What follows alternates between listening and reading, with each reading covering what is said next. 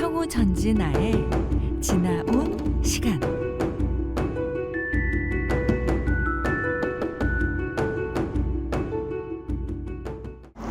저기 지하철역 2번 출구에서 쭉 내려오시면 여기 표지석이 하나 있는데요. 여기가 바로 연서역 터였대요. 여기 보면 연서역은 조선의 중요 도로인 의주로의 첫 역이다. 서울에서 의주로 왕래하던 공무 여행자에게 말과 숙식을 제공하였다. 인조반정 이괄에 난 당시 요충지로서 행군 경로로 이용되었다.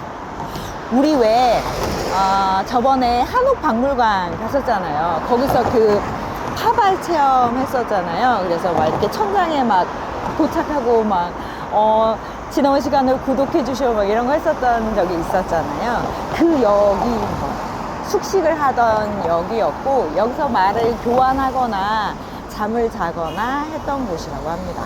그래서 한양에서 뭐 사신들이 왕래하거나 공무하시는 분들이 의주로 가거나 할 때 그 길이 있을 거 아니에요, 의주로. 그 길에 첫 번째 역이었대요. 근데 이제 여기는 요 터만 표시되어 있습니다.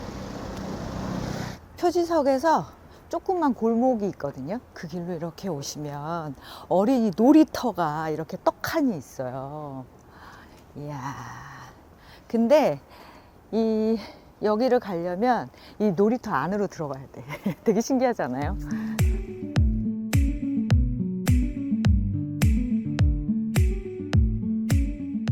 안녕하세요. 지나온 시간의 성우 전진아입니다.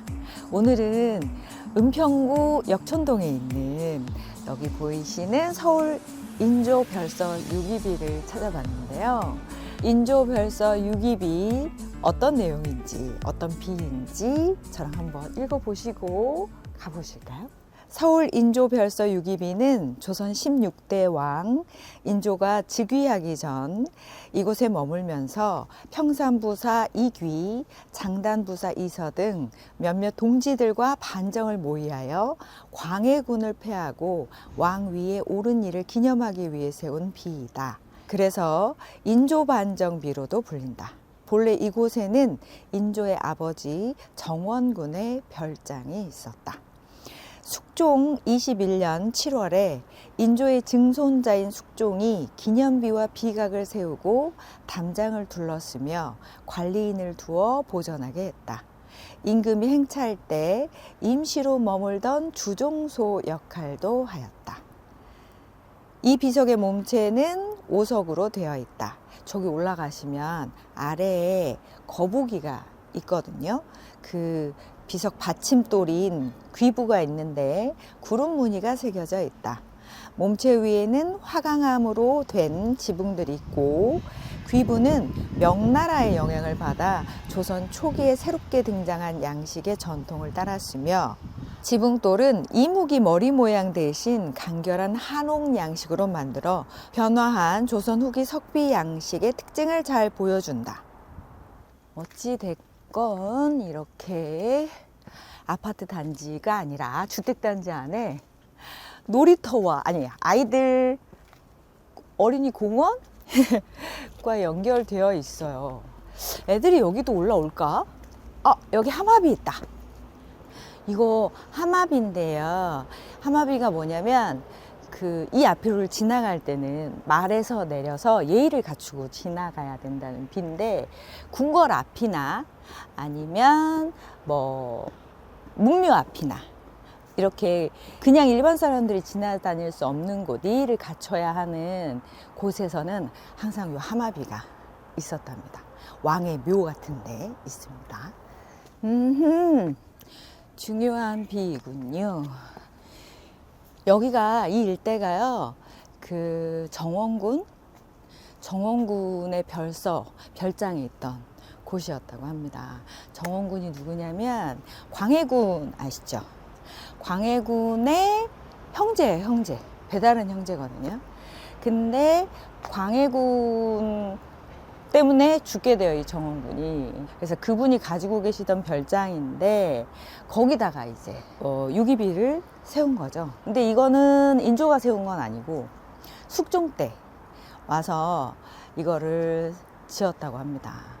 그러니까 인조가 인조 반정을 일으켜서 왕권을 잡잖아요. 불안한 왕권을 어떻게든 세우려고 노력을 했겠죠. 그래서 반대파들을 숙정하는 과정에서 정원군도 그 맨 처음에는 정원군이 능양군, 그다음에 중간에 아들 한 명 더 있고, 능청군, 이렇게 세 아들이 있었는데, 능양군인 인조는 첫째 아들이었거든요. 그러니까 광해군한테는 조카였어요. 첫 번째 조카였는데, 맨 처음에 능청군이 죽어요. 자살을 해서 죽습니다. 16살에 역모에 휘말려가지고.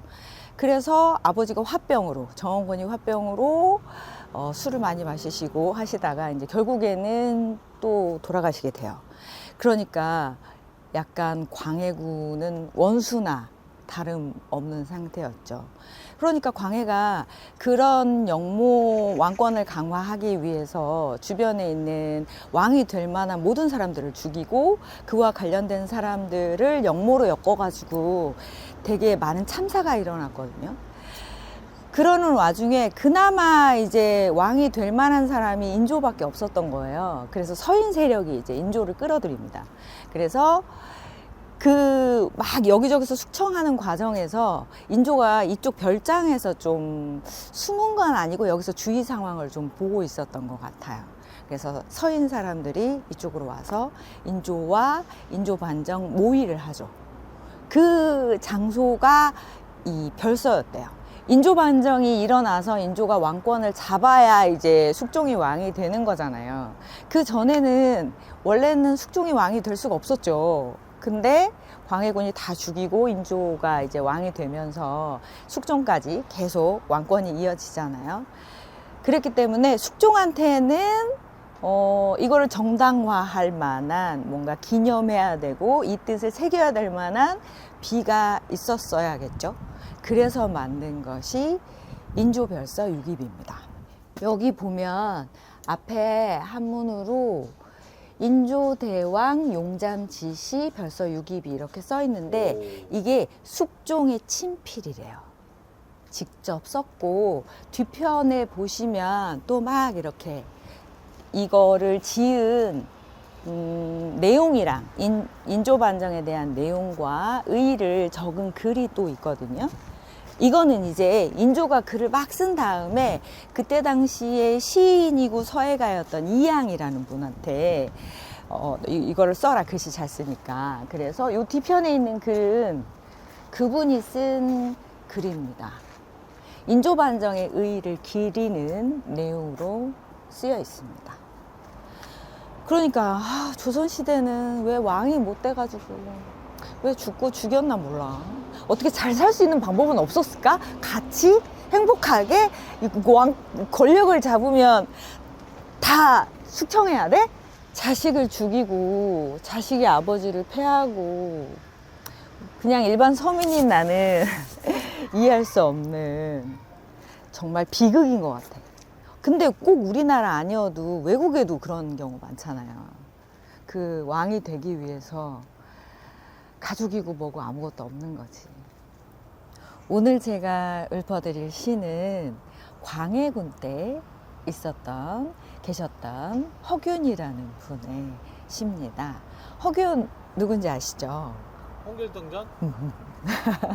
선조 때 태어나서 나중에 이제 광해군 때 죽는데 이분의 시를 찾아봤는데 역에 관련된 봄이기도 하고 역에 관련된 내용이 조금 있어서 오늘 가져와 봤습니다. 박림이라는 제목이고요. 향기로운 숲이라는 뜻이래요. 박림, 허균. 산골에 드니 아직 봄 기운. 개울 따라 풀이 막 향기롭구나. 말 한 장 풀고 옛 역사에 투숙하여 침상 빌어 베개에 몸을 기대었네. 괴이한 새는 그윽한 가락이 많고 높은 숲에 늦향기 가득하구나. 피곤한 인생 어느 때나 쉬게 되나. 두 귀 밑에 흐르는 세월이 아깝구나. 라는 시였습니다. 오늘 지나온 시간은 은평구 역촌동에 있는 인조별소 6.22도 가보고 연서역 터도 가봤는데요. 6호선, 지하철 6호선 구산역 2번 출구에서 좀 걸어 올라오시면 이 빌라 사이에 있는, 도심 속에 있는 유적지를 볼 수 있습니다. 심지어 이게 우리나라 보물로 지정이 되어 있다고 해요. 동네 분들이 많이 왔다 갔다 하시거든요. 한번 들려보시면 어떨까 싶습니다. 오늘도 함께 해주셔서 너무 감사합니다. 다음에 또 만나요. 안녕.